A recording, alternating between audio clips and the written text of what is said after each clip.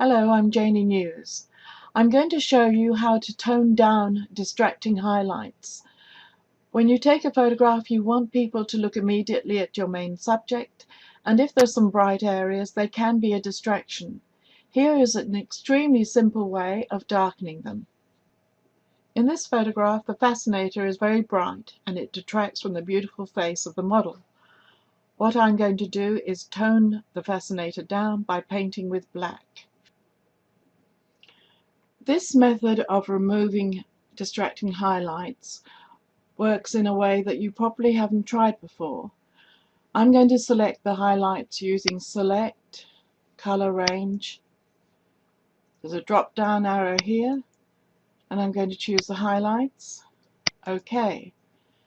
So this just selects out the highlights and you can now open a new layer, an empty layer, and I want to paint with a soft brush. The brush tool is here.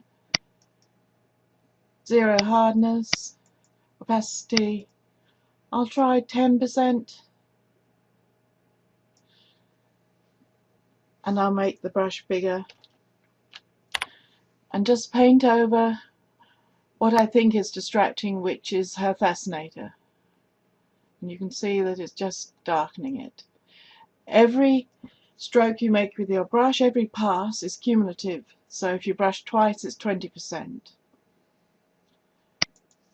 If you press Ctrl D or Command D, you can remove the selection dotted lines, and here you can see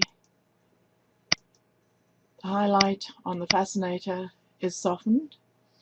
Because it's on a separate layer, you can change the opacity and maybe move it to 80%, and it's much less distracting. When you're satisfied, flatten and close.